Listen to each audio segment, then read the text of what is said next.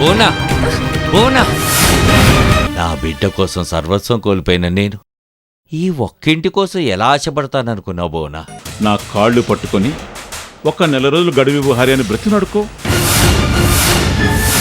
కన్న కూతురు జీవితం బాగుండటం కోసం ఏం చేసినా తప్పులేదమ్మా. ఒక్క నెల రోజులు గడివివు హరి.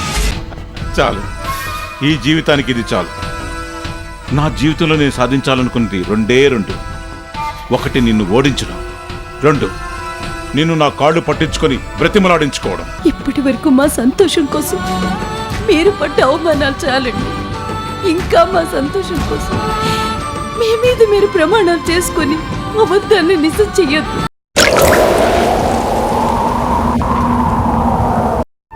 మీరు వాడెదురుగా ప్రాధేయపడుతూ నిల్చుంటే, మిమ్మల్ని అవమానించకుండా వాడు మర్యాదలు చేశాడని చెప్తుంటే ఎలా నమ్మమంటారండి? ప్రియ నాకంతా ఫోన్ చేసి చెప్పిందండి.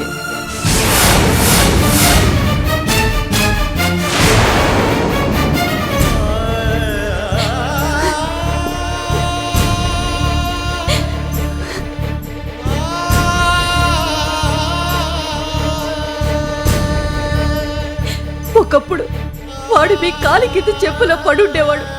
అలాంటిది ఇప్పుడు మీరు వాడి కాళ్ళు పట్టుకోవాల్సిన పరిస్థితి ఏర్పడిందంటే దానికి కారణం నేనే కదండి. మీరు ఇంతగా దిగజారిపోవాల్సిన పరిస్థితి ఏర్పడుతుందని నేను కళ్ళ కూడా ఊహించలేదండి. ఎందుకు బోనా బాధపడతావు? నాకేదో పెద్ద అవమానం జరిగిందని నేను అనుకోవటం లేదు. ఆనాడు శ్రీకృష్ణుని యమునా నది దాటించడానికి వసుదేవుడు ఆ గాడిద కాళ్ళు పట్టుకున్నాడు. ఇప్పుడు నా కూతుర్ని సంసార సాగరం దాటించడానికి నేను ఈ గాడిద కాళ్ళు పట్టుకున్నాను. వసుదేవుడంతటి వాడికే తప్పలేదు, ఇక నేనెంత బోనా? అసలు కాళ్ళు పట్టుకోవటమే కాదు, నా కూతురు జీవితం బాగుండటం కోసం జీవితాంతం వాడింట్లో ఊడికం చేయడానికి కూడా సిద్ధంగా ఉన్నాను.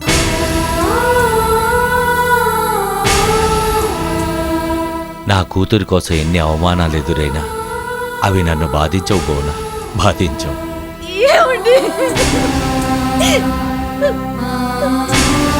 ఊరుకో బోనా, ఊరుకో.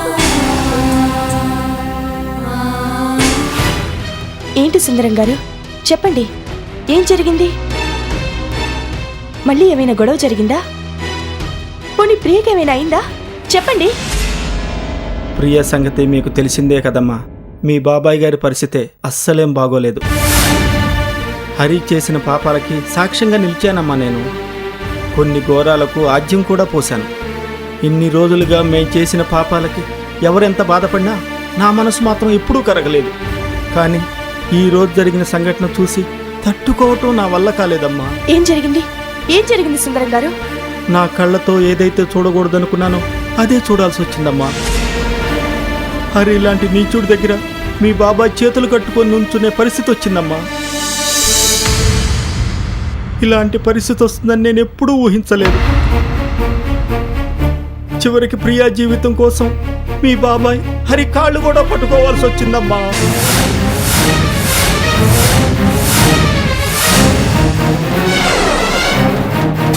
అయినా ఆ పాపాత్ముడి మనసు కరగలేదు. రాజేంద్ర గారిని దారుణంగా అవమానించడమే కాకుండా ఇప్పుడు ఉంటున్న ఇంటిని కూడా తన పేరు రాసిస్తేనే ప్రియా జీవితం బాగుంటుందని చెప్పి పంపించాడమ్మా. మీ బాబాయ్కున్న బిజినెస్ని, బ్యాంకు బ్యాలెన్స్ని, ఆస్తుల్ని అన్నిటినీ సర్వనాశనం చేశాడు. అయినా హరి కడుపు మంట చల్లారలేదు. ఇప్పుడు తనున్న ఇంటిని కూడా ఖాళీ చేయించి మీ బాబాయిని, పిన్నిని రోడ్డును పడేయాలని చూస్తున్నాడు. అదే గనక జరిగితే న్యాయానికి, ధర్మానికి ఈ సమాజంలో చోటు లేనట్టే. నాకు ఏదో ఒకటి చేయాలనుందమ్మా, కానీ ఏమీ చేయలేని నిస్సహాయ స్థితి. అటు హరిని ఎదిరించలేను, హరిని కాదని మీ బాబాయి పిన్నిలకి సహాయం చేయలేను. ఏం చెయ్యాలో తోచక నీకు మొరపెట్టుకుందామని వచ్చానమ్మా. నువ్వే ఏదో ఒకటి చెయ్యమ్మా. మీ బాబాయ్ బ్రతుకు రోడ్డు మీద పడకుండా కాపాడు. నేను కోరుకునే కోరిక ఇది ఒక్కటేనమ్మా. మా ఇల్లు బొమ్మరిల్లు.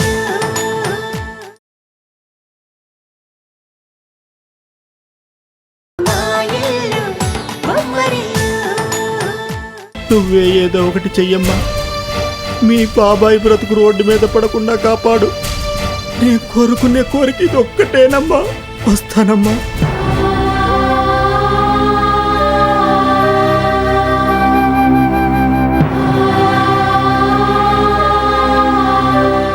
ఎలాగైనా బాబాయిని కాపాడాలి. ఇంతవరకు నా అవసరాల కంటే ఆత్మాభిమానానికే ఎక్కువ విలువిచ్చాను. ఏ రోజు ఎవ్వరిని చెయ్యి చాచి సహాయం అడగలేదు. కానీ ఈరోజు అడుగుతాను. హరికి కావాల్సిన డబ్బిమ్మని అవినాష్ని అడుగుతాను. బాబాయ్ ఇల్లు వదిలి వెళ్లే పరిస్థితి రాకుండా కాపాడమని ప్రాధేయపడతాను. నా బాబాయ్ జీవితం కంటే నా ఆత్మాభిమానమేం ఎక్కువ కాదు.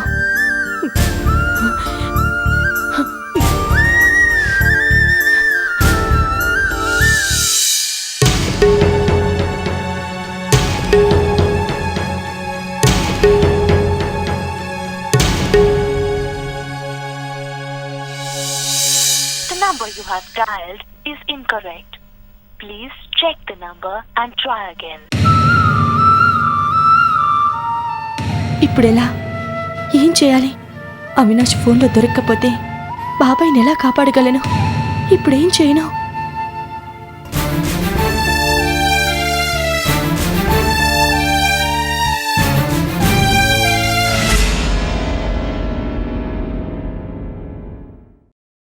హలో అక్క,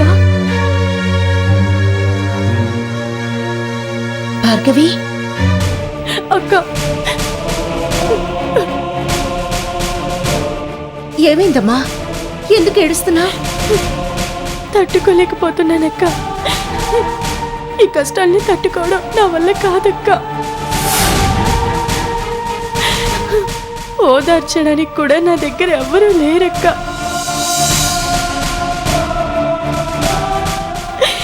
ఒంటరితనంతో భయం వేస్తోందక్క. ఏమైంది భార్గవి?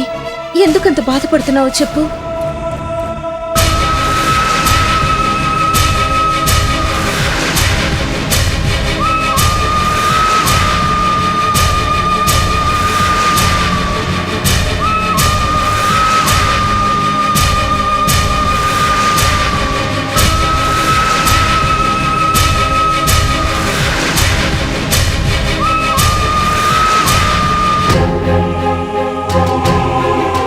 నాకు కష్టం కలిగినప్పుడు కూడా నేనెప్పుడు ఇంతగా బాధపడలేదక్క.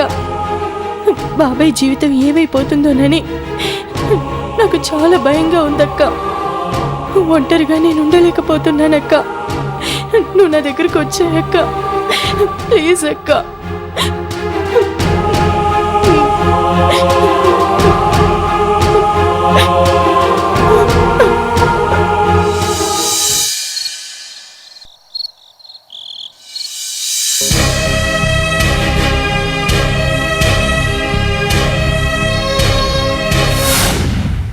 తట్టుకోలేకపోతున్నానక్క. ఈ కష్టాన్ని తట్టుకోవడం నా వల్ల కాదక్క.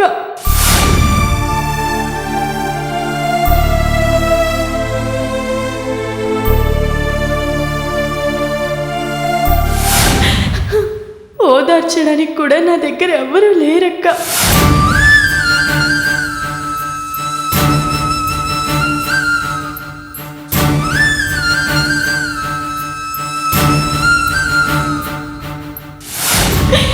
ఒంటరితనంతో భయం వేస్తోందక్క.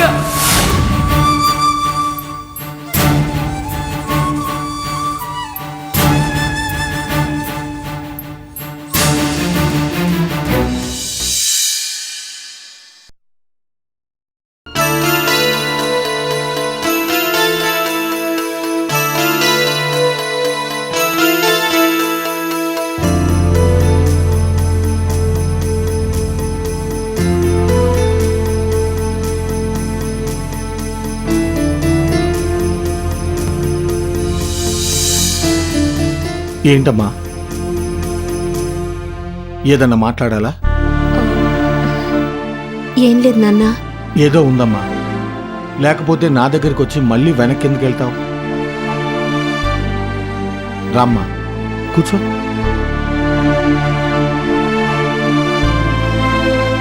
చెప్పమ్మా, ఏం కావాలి? ఎలా చెప్పాలో అర్థం కావట్లేదు నాన్న. చెప్తే మీరెక్కడ బాధపడతారో అని భయంగా ఉంది. కానీ ఇప్పుడు నా బాధను అర్థం చేసుకోవడానికి మీరు తప్ప ఇంకెవరున్నారు నాన్న నాకు? నాతో చెప్పడానికి కూడా ఎందుకమ్మా నువ్వు అంతగా ఆలోచిస్తున్నావు? పర్వాలేదు, చెప్పమ్మా. నాకు కొద్ది రోజులు నా చెల్లెల దగ్గర ఉండాలని ఉంది నాన్న.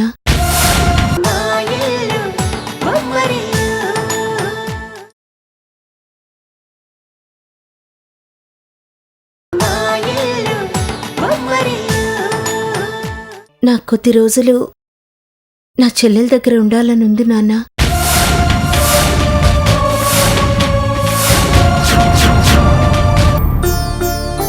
ఈరోజు మధ్యాహ్నం భార్గవి ఫోన్ చేసింది నాన్న.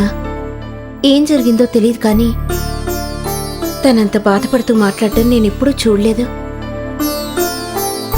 సాధారణంగా తల్లి కాబోతున్న ఏ ఆడదైనా తన భర్త తల్లిదండ్రులు ప్రక్కనుండాలని కోరుకుంటుంది. తనకిప్పుడు తోడుగా ఎవ్వరూ లేరు. అవినాష్ కూడా ఈ మధ్యనే అమెరికా వెళ్ళిపోయారట.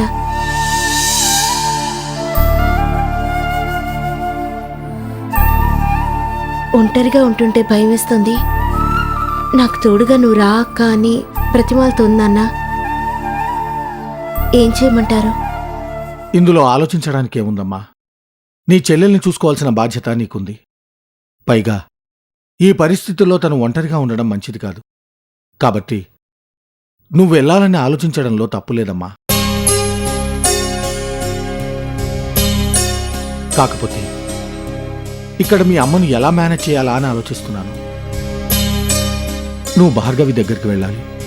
అలాగే నువ్వు తన కూతురు కాదన్న విషయం మీ అమ్మకి తెలియకూడదు. ఇదంతా జరగాలంటే ఏం చేయాలి? ఏంటి తండ్రి కూతుళ్ళిద్దరూ ఏదో మంతనాలు జరుపుతున్నట్టున్నారు?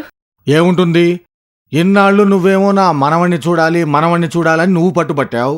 ఇప్పుడేమో నా కొడుకు కావాలని అమ్మాయి పట్టుపడుతోంది. చూడు ఎలా బాధపడుతుందో. బిడ్డ ఇన్నాళ్లు దూరంగా ఉంటే ఏ తల్లికైనా బాధగానే ఉంటుంది.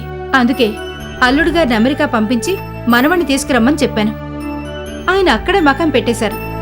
అసలు మీరు అల్లుడు గారితో మాట్లాడారా? మనవణ్ణి తీసుకుని అతను వస్తున్నట్ట రానట్టా? మాట్లాడాను రాజేశ్వరి. నీతో ఏం చెప్పాడో నాతో అదే చెప్పాడు. రావడానికి చాలా టైం పడుతుందట. అసలు ఎంత టైం పడుతుందో తనే చెప్పలేకపోతున్నాడు. అమ్మాయిని చూస్తే బాబు కావాలంటుంది. ఏం చెయ్యాలి? అయితే ఓ పని చేయండి, వెంటనే అమ్మాయిని నన్ను అమెరికా పంపించేయండి.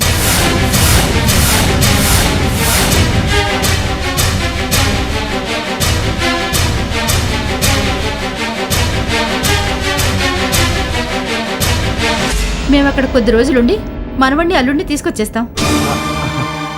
అమ్మాయి వెళ్ళడం అంటే ఓకే, నువ్వెక్కడికి వెళ్తావు?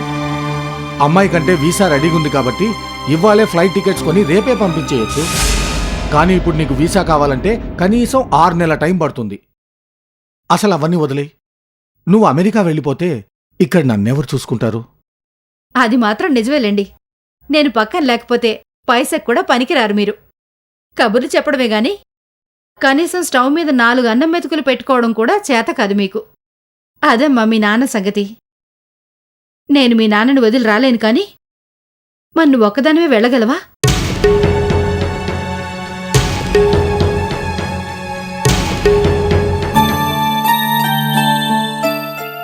ఏంటి రాజేశ్వరి, అమ్మాయికేదో అమెరికా కొత్త అయినట్టు మాట్లాడుతున్నావు? అమ్మాయి క్షేమంగా వెళ్ళగలదు. అమ్మాయి ఇక్కడ లేనన్ని రోజులు నువ్వు అమ్మాయి మీద బెంగ పెట్టుకోకుండా ఉంటే చాలు. రేపే అమ్మాయిని అమెరికా పంపించే ఏర్పాట్లు చేస్తాను. రేపేనా? సరే, నువ్వు మళ్ళీ వెళ్ళిపోతానంటే నాకు బాధగానే ఉంటుందమ్మా. కానీ ఏం చేస్తాం, నీ బిడ్డ గురించి నువ్వు బాధపడుతూ నా కళ్ళెదురుగా ఉంటే నేను చూసి తట్టుకోలేను. నువ్వు అమెరికా వెళ్ళు, కానీ తొందరగా మనవణ్ణి అల్లుణ్ణి తీసుకురావాలి. సరేనా? సరేనమ్మా. ఏంటో మన ప్రయాణాలన్నీ ఎప్పుడూ హడావిడిగానే ఉంటాయి. రేపే ప్రయాణం అంటున్నారు, ఇంకా బట్టలు ఏమీ సర్దలేదు. నేను ఆ పని మీద ఉంటాను. చాలా థ్యాంక్స్ నాన్న. ఊరుకోమ్మా, మళ్ళీ మీ అమ్మ చూస్తే అనుమానం వస్తుంది. రేపు ఎయిర్పోర్ట్లో డ్రాప్ చేస్తానని మీ అమ్మకు చెప్పి నిన్ను భార్గవి దగ్గర డ్రాప్ చేస్తాను, సరేనా? అలాగే నాన్న.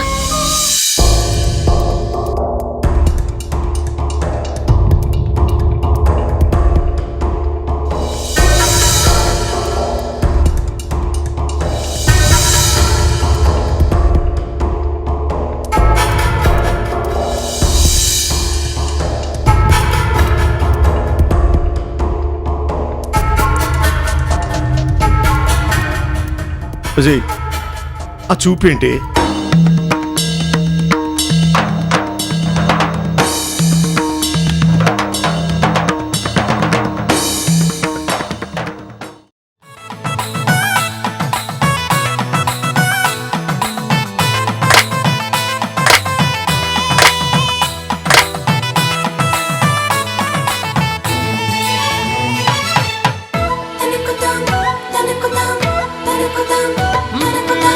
ఎక్కడిదో అల్లరి గాలి సరదాగానే వీచే చిన్నారి కిన్నెరసాని పయనాలేమో చూసి